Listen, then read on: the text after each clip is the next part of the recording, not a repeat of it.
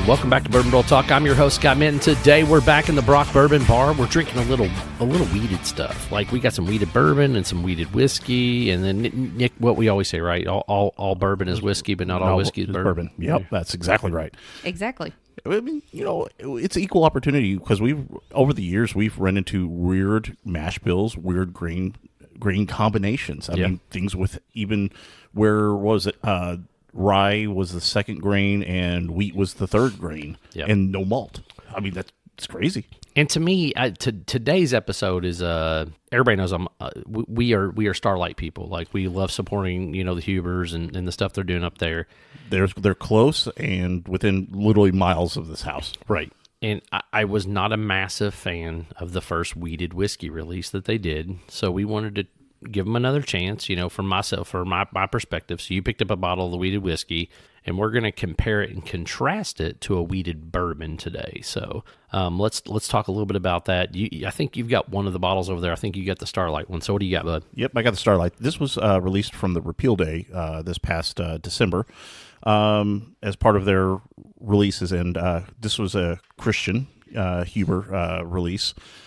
He has done mainly a lot of those wheat whiskeys over the past, I think, 2-3 years. Not every year he's released it. He's done that, and he's done gone between like rum and wheat. I think the past about 3 or 4 Repeal days. But this one, this year it landed. It comes in at 116 proof and aged 7 years, which I mean is not bad. So when you picked that up, did you have a discussion with either Ted, Christian, or Blake, or anything about what the mash bill was on that? Like, is it 61% wheat or? Not fully. I need to go back and try to look at it. Ted was hanging around, but he was also entertaining a bunch of other people at Repeal Day. And then Blake was manning one of the stations. But Christian was kind of in and out. I think he was kind of helping doing some other tasks at that time. So at least whenever I was there during that time, I didn't see much of Christian. That's fair. So 116 proof, 7 years old. 7, yep. Wheated whiskey. So wheated whiskey. That means for folks, if you've not been listening a long time, so the difference between bourbon and whiskey, bourbon has to be at least 51% corn.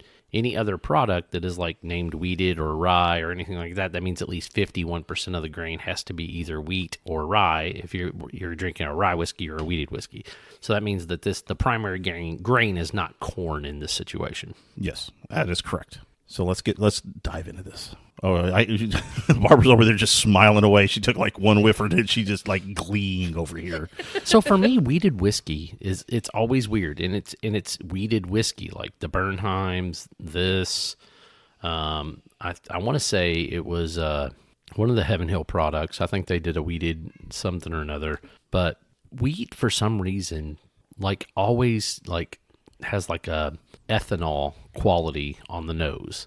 Now, is that due to the sweetness? Because, I mean, we've ran into that before with some of the honey or sweeter additions to it. Now, people have always kind of said wheat whiskey or wheated bourbons or wheated whiskeys are trying to be kind of softer. They're trying to be sweeter. But that's not always the case at all.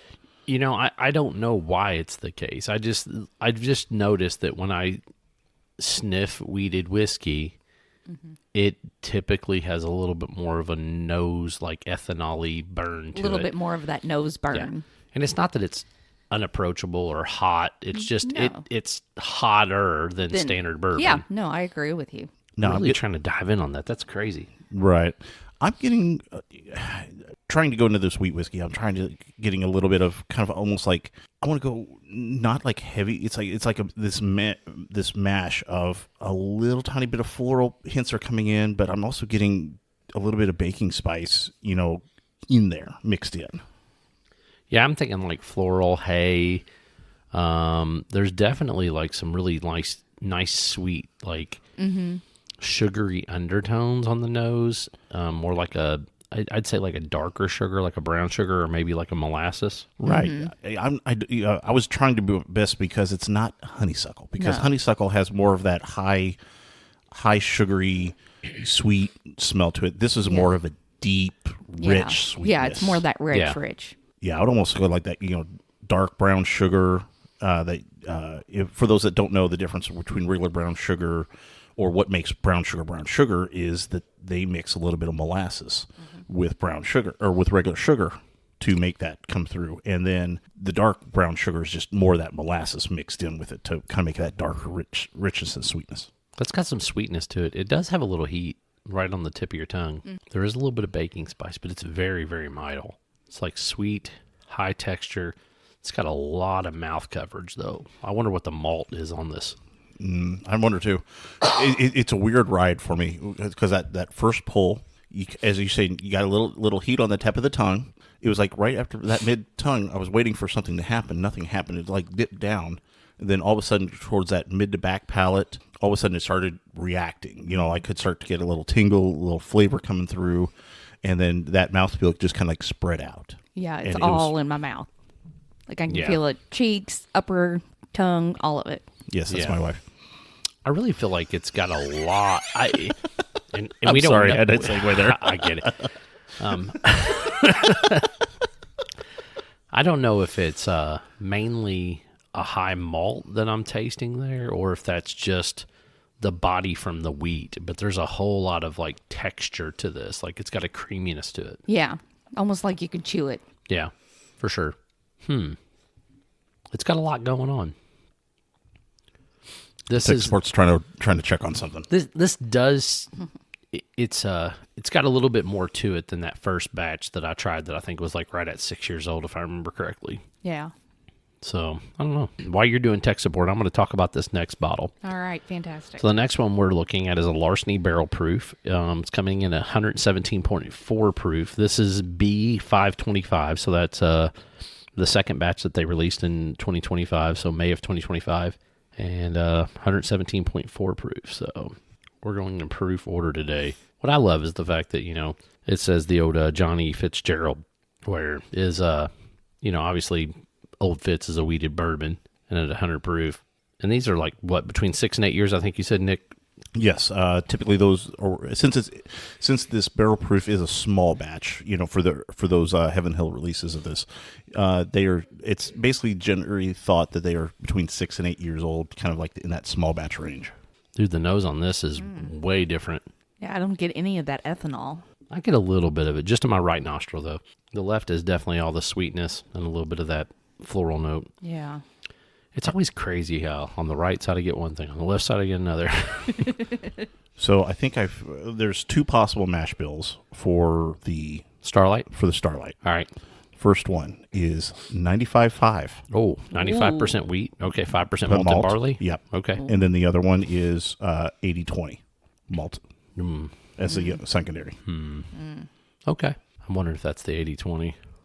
Well, it just got so much texture to it. Yeah. The texture is a little bit higher. Apparently, the 24 release, the year prior's release was the 95.5.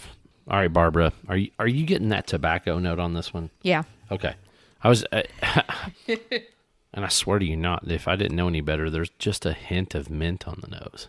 I haven't even gone in yet. You're killing me here. I'm sorry, Nick. Just it's hidden behind like that tobacco-y note, but like there's something that almost smells like a mint. It's almost like you're out on a farm and you've got just a couple of mint sprigs on the outside of the farm where the hay or the tobacco is drying. Yeah, maybe. Like it's just barely there. Yeah. It's hard to get, but you know it's there. And it's weird. I only get it whenever I'm like hovering over the entire glass. It's not on the right. It's not on the left. It's the entire whole. Okay. For me, whenever I was trying to get a little bit of nose off of it, I'm not getting much. I'm not detecting the mint, but at least I might not get it yet. But I was almost getting kind of like a tobacco-y, sugary nose to it. Yeah. Ooh, that palate's different. Yeah. Holy cow. Drinks under proof. Yes. Wait. That. Exactly. Yeah. Both Scott and I are like, huh? Well, I'm gonna go in for a second pull because something's not striking me like as wheated bourbon. It's just weird. No, it's not. I mean, this is like, to me, you could almost define it as chewing tobacco, or chewing on leather, because it has extreme drying to it. At least it was drying my palate out after it sat here. Yeah, I mean, look at the legs on this thing, dude. Like, it is thick. It is coating the glass. They don't want to go anywhere. And I think that's part of that, what you're talking about, that drying effect, is because it's like literally just hanging all over your mouth.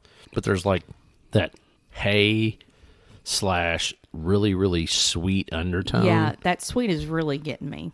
But that tobacco note is like really, really pulling through the back of my throat. It's almost like I just smoked like one of those like Padron, like I think they're like 5.0s, the Patrons. I can't remember what they're.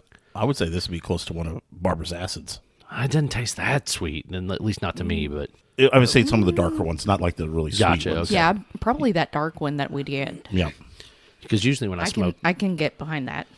I've smoked a few acids, and usually most of them are super like sweet. Yeah, I've got one that it definitely has that tobacco undertone. It does have that sweet, but it's kind of like a kick, and then that you get more of that tobacco. And I bet that's what we're thinking about here. Yeah. And it's almost, I mean, correct me if I'm wrong, or if you guys aren't getting it, but it's almost like, back of the front, early mid palate is like nowhere.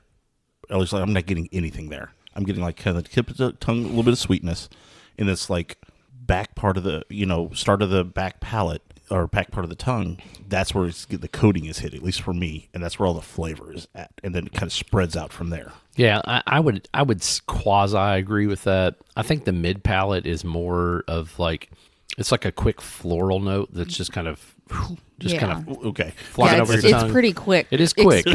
Especially considering the other tones are hitting harder. Yeah. So it's really hard to pick it out. Yeah. But that sweet up front, quick floral note, and then that nice, rich, like leather, tobacco-y type note you're talking about. Yeah.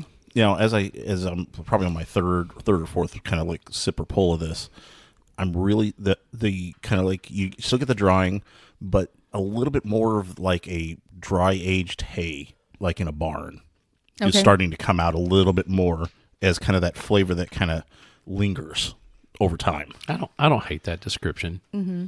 It's definitely unique. Yeah. It's not as sweet and not as, like, I don't know if contextualized is the right word I'm looking for, but like there was something about like the last couple of batches of like 2023 and 2024 and the first couple of batches of 2024 that had just a different like flavor profile than this. Yeah. This does seem to be and I just had like, I finished off my little pour here at like my fourth pull. More and more of that floral notes coming through. Yeah. Like more and more. So I don't know. I'm going back to the other one. And that's what I was getting ready to do. That's so funny.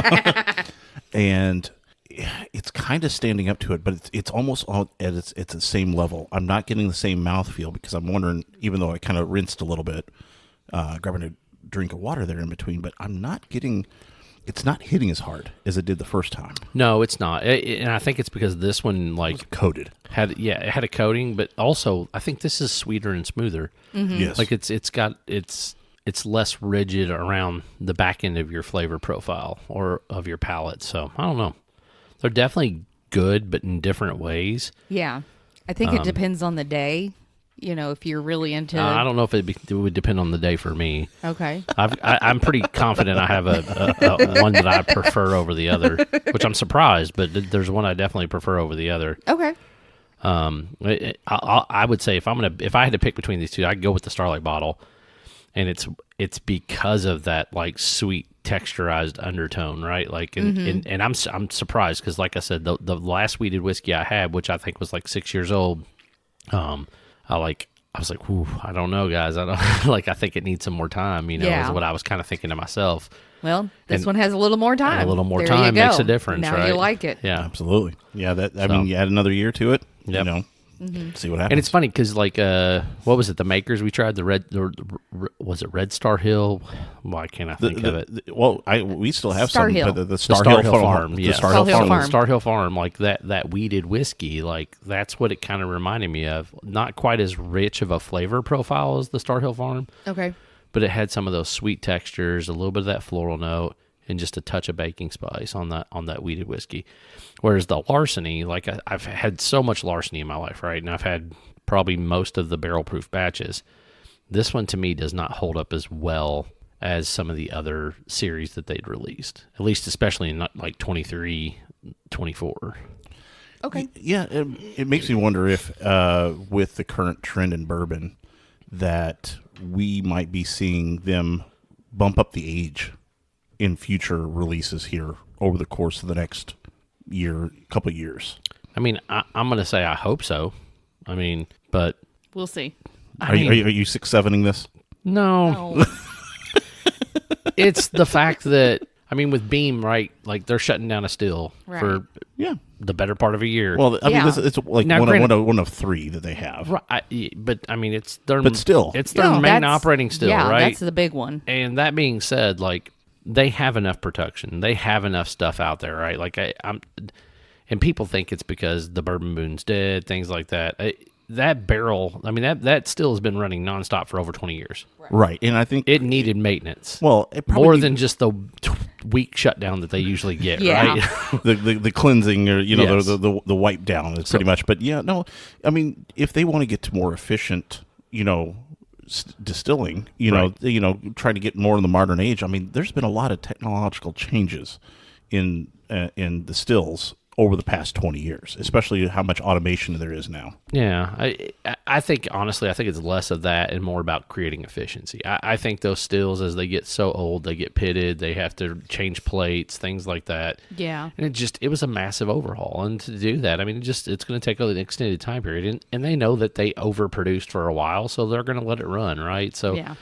I don't think people have to worry about, whether or not there's going to be too much bourbon or not enough bourbon or this, that, and the other, or that the industry's dying. I think it's just more about the fact that, hey, now's as good a time of any, Right.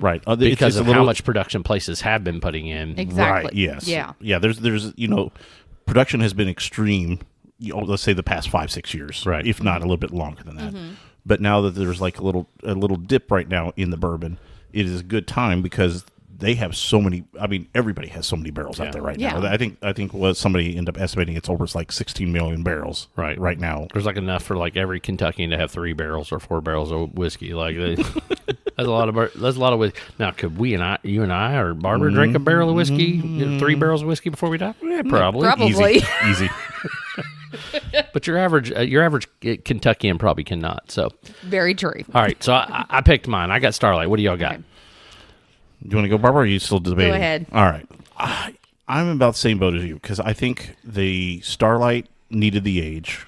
And as much as I do like the Larcenys, I don't think this batch is hit as well or as good as some of the prior ones. Yep. Now, I'm not going to say we were always fans of some of the Larceny releases, especially the 21 22s. There was a couple of ones that, those little releases was 23 was all right. Yeah.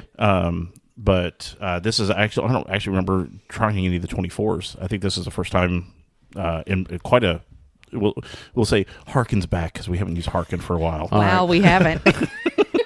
to a few years ago. I mean, was the last time I think we actually reviewed one. Yeah, that's probably true. I just, we all get around enough, right, where we're drinking stuff different places, and, we run into a bar or run into a place and people are like, oh, here, try this. Tell me what you think. And so I've probably tried a lot more of these than your average Joe. But, I get where you're coming from. I'm giving Starlight a little bit of an edge on this one. Yeah, I agree. Okay. So I kind of mentioned it earlier. It really kind of depends on the mood that I'm in. And I think also it would depend on the weather outside. One, I could see What if it's frightful? Frightful. But the fire's so delightful. So are we talking? That was about 3 weeks ago on the Let It Snow, Let It Snow, Let It Snow. With the snow, I would probably go more with the Larceny. Right. But where, like spring, fall, I'd probably hit more towards that Starlight. Gotcha. I really do drink a lot of the bourbons, whiskeys, ryes in terms of seasons. I kind of have my favorites for each, and I just go from there. Yeah, that makes sense. I mean, I think that you drink them all the time, but she does. Maybe. I'm not. Not that I'm saying you have a problem. But I don't. Anyway, I can not drink. I just choose to drink. to not drink. There we go. Double negative. Let's Fair do enough. it. Let's do it. Fair enough. Well, I think that's our episode of Bourbon Barrel Talk. If you want to find us, you can find us on Facebook, the Instagram, or the X. Make sure you hit the subscribe button. That way you get our episodes as soon as they drop on Sunday mornings at 6 a.m. This is Scott, Nick, and Barbara signing off from the Brock Bourbon Bar. Peace out. Prost. Sláinte.